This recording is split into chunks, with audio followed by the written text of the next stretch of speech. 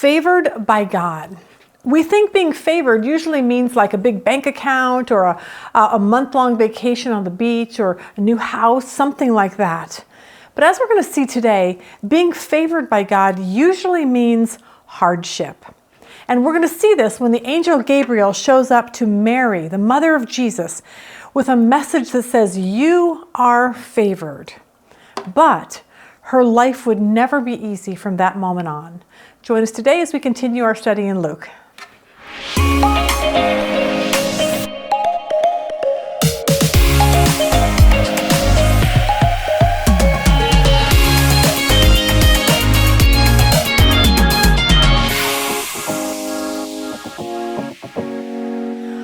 All right, good morning. Welcome to our Luke series. I'm glad you're joining us. Last week, we ended with the story of Zechariah and Elizabeth.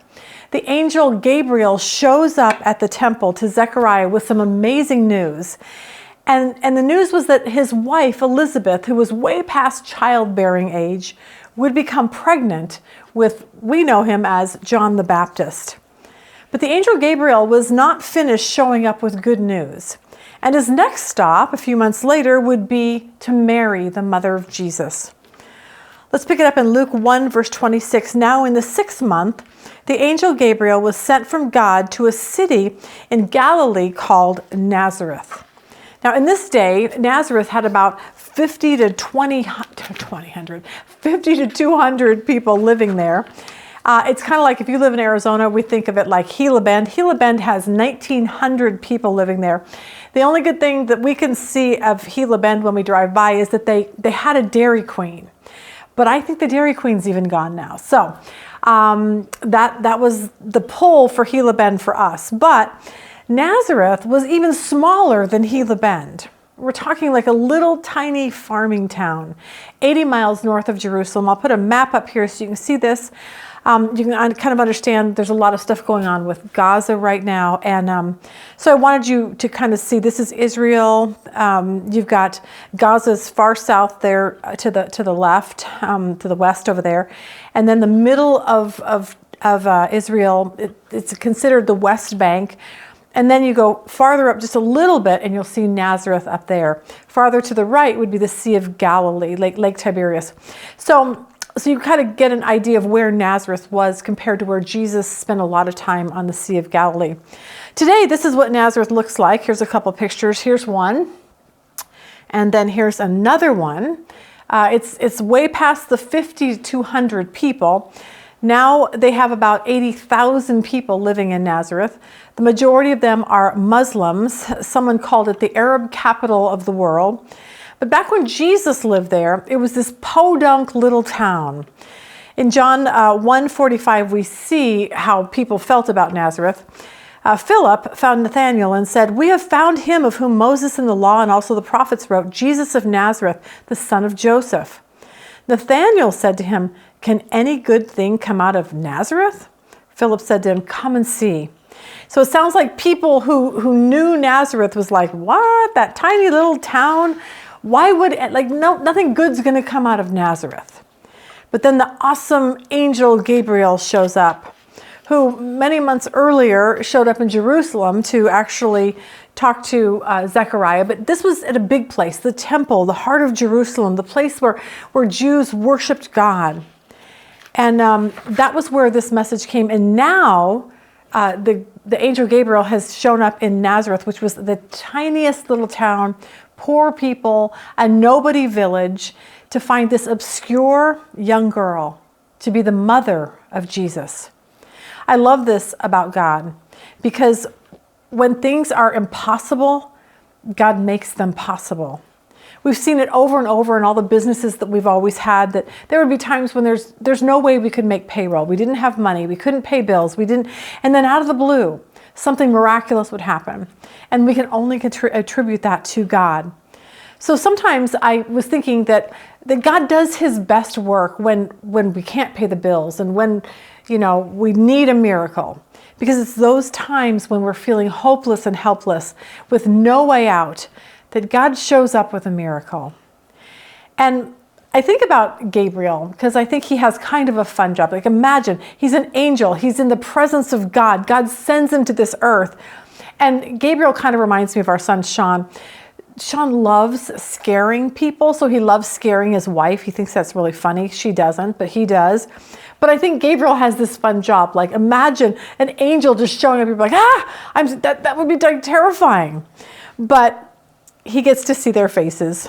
And he gets to be the one that tells them some amazing news from God. So what he does with Mary is he's going to tell her that God has a really awesome plan for her life, but it's going to change everything. Now, when I look at what happens with Mary, think about it. She's a virgin. Zechariah's wife, Elizabeth, was past childbearing age. You see these two things, they're just impossible. And yet, we serve a really big God that's good at doing the impossible. So if you're listening to this and you're feeling hopeless, I just want to say, please don't give up. I want you to give in. Give in to what God wants for your life instead of what you want for your life. That's when you can truly start living, is when we surrender and say, God, I'm going to do what you want me to do now. Because the problem is that we live in this age where people don't actually know what it means to be a Christian. It's like, yeah, I asked Jesus in my life and I go to heaven and yay. But the Bible doesn't say that's what being a Christian is. The Bible gives us a different view of what it means to follow Christ. And if we're following Jesus, then we sign up for his agenda for our life. Look at this in Luke 14, verse 25. We'll read this passage. Large crowds were traveling with Jesus, and turning to them, he said, "If anyone comes to me and does not hate his father and mother, his wife, children, brothers and sisters, yes, even his own life, he cannot be my disciple." I don't know that we're hearing many sermons on that today that say, look, if you want to follow Jesus, it's going to cost you something. He goes on in verse 27, "And anyone who does not carry his cross and follow me cannot be my disciple." And then he says, before you decide to follow Jesus, this is what you need to do. Suppose one of you, in verse 28, wants to build a tower. Will he not first sit down and estimate the cost to see if he has enough money to complete it? For if he lays the foundation and is not able to finish it, everyone who sees it will ridicule him, saying, "This fellow began to build and was not able to finish." In other words, we need to know what we're stepping into when we decide to follow Jesus before we actually be like, oh yeah, sign me up, and then you have to you don't finish. Verse 31, or suppose a king is about to go to war against another king. Will he not first sit down and consider whether he's able with 10,000 men to oppose the one coming against him with 20,000? If he is not able, he will send a delegation while the other is still a long way off, and he'll ask for the terms of peace. In the same way, Jesus says, if any of you who does not give up everything, he cannot be my disciple. The problem is that we're told we should, that when we come to Jesus, a lot of people say, he's just going to make your life easier. He's going to answer all your prayers, and he's just going to be there. And then you get to go to heaven. But think about all the people who follow Jesus in the Bible. The author of the Gospel of John, like his brother James, was the first disciple at a young age to be killed for his faith. John himself gets boiled in oil, banished to a lonely island for preaching the gospel. I just kind of don't find in the Bible where things go really great when you decide to really truly follow Jesus. Many times it gets more and more difficult. But the difference is that we know Jesus lives in us, and we know that the Holy Spirit lives in us, and everything that happens in our life has a purpose attached to him. But sometimes that's really difficult because we have our own plans. We have our own plans. We know a girl who all she ever wanted was to be a mom. She loved babies, planning on having a whole bunch of them. But her first son was born with cystic fibrosis. And it just kind of shot her plans for having this huge family. And she doesn't know why God did that. But it was very difficult for her when the baby was, growing up. And it probably still is to some extent today. But she trusts God. She's like, I don't know. My life is his. And that's what we're going to see today with Mary. My life is his. Surrender. That's what this is about. Think of all the people in the Bible who thought their life was going to go one way, but it actually didn't. Noah probably had a really great plan for his life before God said, hey, I need you to build a boat in the middle of the desert for water, even though there is no water out here. And this boat's going to take you 120 years of your life. It's like, what? Yeah. Are you going to follow God? It's not going to be easy. Abraham, he probably had this great plan to like have his family. Like he lived in, I think it was modern day Iraq, okay, and he was, you know, have his kids and live with his family, and then God called him to this new land, which we know is Israel, and it wasn't easy. You know, once that happened, and you know, all the people that he used to know, that wasn't his home anymore, and he had to start something new, and that was difficult. How about Joseph? Perfectly happy at home with his dad and his brothers, until his brothers, who hated him, sold him to some slave traders going to Egypt. And when he got there, he was falsely accused of rape and thrown into prison. So like nothing in his life went really good until 20 years later, he realized the reason why God had called him to Egypt in that horrible fashion. God had a plan all along. Esther, she didn't want to be queen. Like, ooh, I don't want to be queen. But God gave her that job because he needed her to be that close to the king. Daniel, he probably didn't want to be exiled as a teenager to a foreign country. He was forced to live and be with people who didn't believe in his God. That probably wasn't easy, but he did it. And he served God through his entire time that he lived there. See, that is the God that we serve. And this is the Jesus that we follow. It's this idea of saying, God, my life is yours. Now, how can I serve you? I used to never understand this because like I had plans, and I always thought like, you know, okay, God, you know, you want us to have money, and I want to be able to have enough money to go on vacation and whatever. But then my plans collided with God's plans. And his plan was that we would basically lose all of our money. That was just the way it was. Stock market crashed, everything we had in there, gone. And we struggled every day to make our business run and meet payroll. But it was interesting. His plan through that was to teach me that I control nothing.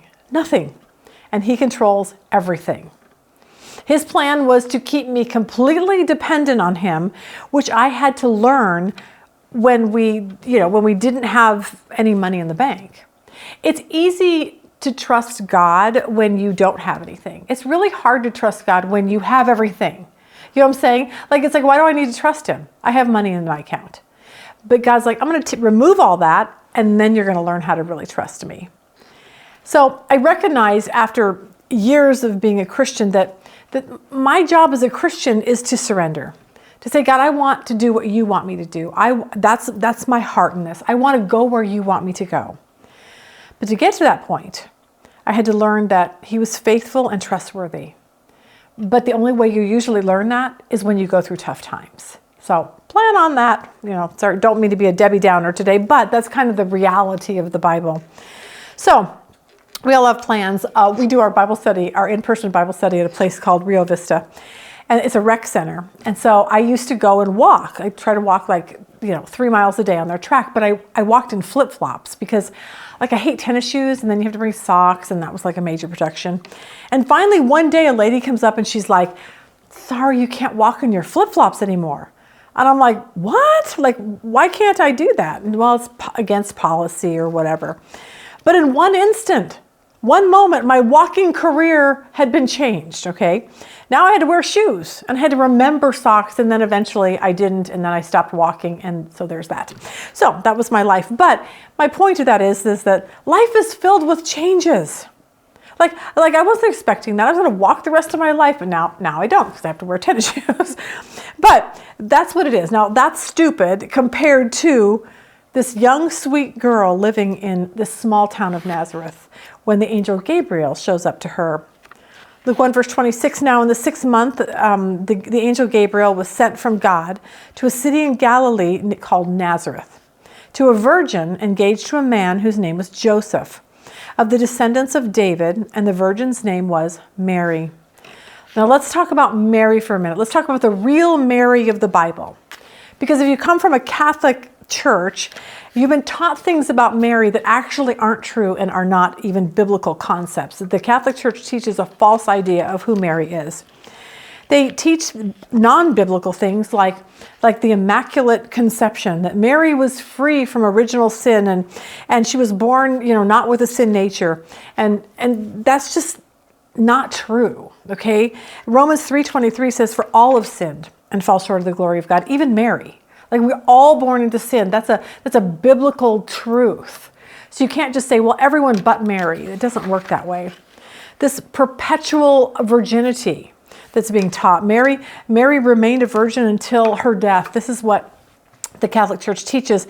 That's actually not true. If you look at the scriptures, Mark 6:3, is not this the carpenter, the son of Mary, and brothers and sisters, James and Joseph and Judas and Simon, are not his sisters here with us? And they took offense at him. See, Jesus had brothers and sisters that came from Mary. Matthew 12:46 says, Jesus was speaking to the people, then behold, his mother and brothers stood outside.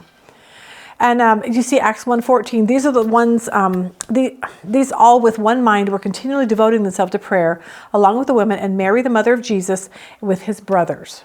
Now, the Catholic Church, some people will say, oh, well, they were cousins. No, it literally says they were brothers. So there's that. Some people say that she was assumed bodily up into heaven. She never succumbed to death. But there's no biblical basis for that whatsoever. That happened to two people in the Bible, Elijah and Enoch.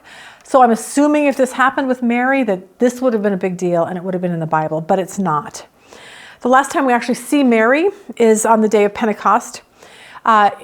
Jesus had told John to take care of Mary. We know John ended up in Ephesus, so most likely Mary was there, and so she died, most likely in Ephesus. The church added another doctrine about Mary, saying that she is the co-mediator alongside of Jesus, and that's absolutely not true. It's one of the most unbiblical things I can even imagine. So the problem is that because it's not biblical, we need to stop and say, wait a minute, those things are not true. Which is why we have to do what Jesus' brother Jude said. We have to contend for the faith once delivered. We need to contend for the truth, not false doctrines about Mary or Jesus, all this. We would say, no, the Bible doesn't say that. And we need to be able to stand up against that. Now, my problem with Mary is that I just don't spend that much time thinking about Mary at all. Probably because we have friends from the Catholic Church and it frustrates me that they venerate her so much. So my theory is I say hello to Mary when I pull out my nativity set every Christmas, and that's pretty much the extent of my thoughts. But I think I've done myself a disservice to myself because the more I study her, the more I really should be like her. Not the Catholic version of her, but the Bible version of her. The Bible version of her that says, God, I'm just going to do whatever you want me to do. I'm here to serve you. That's a great way to live. Let's pick up Luke 1 and verse 26. Now in the 6th month, the angel Gabriel was sent from God to the city in Nazareth to a virgin engaged to a man whose name was Joseph of the descendants of David. The virgin's name was Mary. Now verse 26 says she was engaged. In those days, engagement, it was different than how we view engagement. Engagement was like a marriage contract, even though they hadn't, consummated their marriage, they weren't living together. But the only way that you can, until the actual big wedding ceremony, which was usually, a year or two after, the husband was gonna, build the house and get everything ready for her. But some people during that time, before they even consummated the marriage, could get a divorce. So if a woman was found pregnant during an engagement, she was pretty much viewed as an adulterer. So here is Mary, young little Mary, engaged to Joseph. We don't know much about him at all. He's only mentioned a few times, but I always say he needs a lot of credit for what he had to go through. We don't know how old he was. Some people thought he was older than Mary by a lot. Others say he was her age. They were young. One pastor who grew up Catholic, he said this. He said, when it comes to Mary, the Catholics have sort of cornered the market on her. All the pictures I saw of Mary growing up weren't very accurate. They usually show Mary in her 30s wearing a crown of gold, nicely embroidered clothing, sitting on a gold throne, holding a baby with perfect hair, wearing a white gown, having yet another gold crown, usually encircled by a halo. It wasn't exactly like that. So our picture of Mary, in large part that has been propagated by Catholic art, is not accurate. Think of peasant girl, peasant dress, pulling water from a well, out collecting firewood to heat her parents' home. Think of her as being illiterate and having dirty feet and sandals, walking around on dirt roads. If anything, she's sitting on a homemade stool by her fire, not on a gold throne, with a crown on her head. Mary wouldn't even know who this person was that the Catholic Church is talking about. We don't know, like I said, much about Joseph. Maybe Joseph had a crush on Mary when they were in kindergarten. Like, who knows? Small town, everyone knew everyone. But think about this. Mary and Joseph are like junior high kids. I can't imagine any of my kids getting married in like junior high age. So here we have a very young girl, possibly a very young boy from a very small podunk little town. Mary's possibly illiterate. They go to synagogue. What she knows of God is what she's learned from the Old Testament. And here she and Joseph are engaged. And she's probably excited about her new life. Like, remember, a small town, people get married, then they have kids. Like, this is just, okay, yay, I'm going to go do all those things now.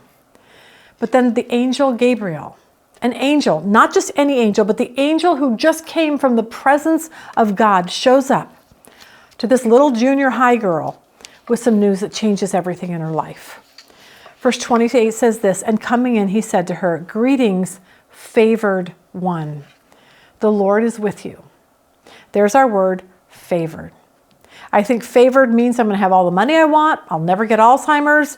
Kids will never be on drugs. Rob and I will never have an argument. I get to stay at the beach for a month. I can die peacefully in my sleep. Like, that is being favored. But God's idea of favored is quite different. It means you get to serve him in whatever capacity he wants. Being favored means the pastor that was released from an Iranian prison. And he was in the Iranian prison because of his faith in Jesus. Favored means being a disciple who was martyred for his faith in Christ. Favored means, someone like the Apostle Paul getting beaten and thrown into prison. Look at Acts 5:40. They took his advice, and after calling the apostles in, they flogged them. This is favored? Sort of. And ordered them not to speak in the name of Jesus, and then released them. So that doesn't sound favored. Favored means like I'm home, I'm not in prison, I'm not being flogged. That's painful. But look at their response to this. It wasn't like, oh, poor me, my life is so miserable following Jesus. Look at this. So they went on their way from the presence of the council, rejoicing that they had been considered worthy to suffer shame for his name. See, that is being favored.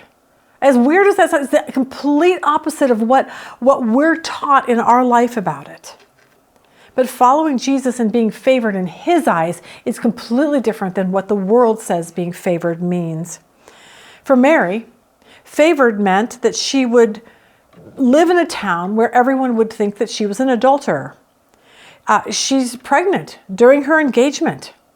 Imagine the gossip mill.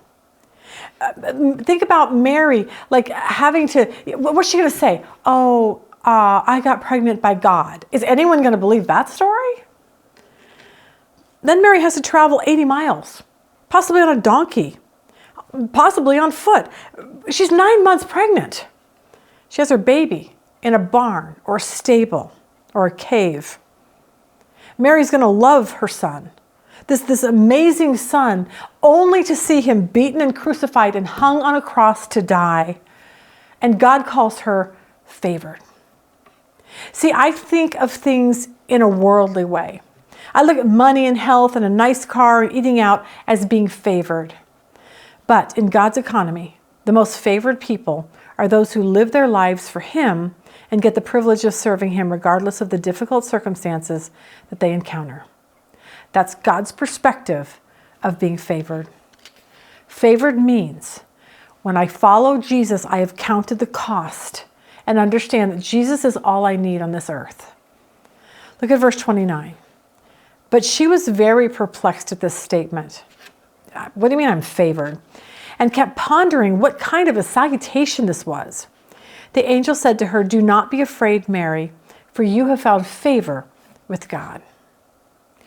If you are struggling in your life serving Jesus and people don't like you and they make fun of you, I want you to think of Mary. And I want you to think that God's version of us being favored is completely different than what we hear. A biblical view of favored is different than the world's view. And as a follower of Jesus, our goal should be to be favored by God, not the world. And next week, we're going to see what Mary has to say about all of this. Thanks for joining us today. Hope this helped.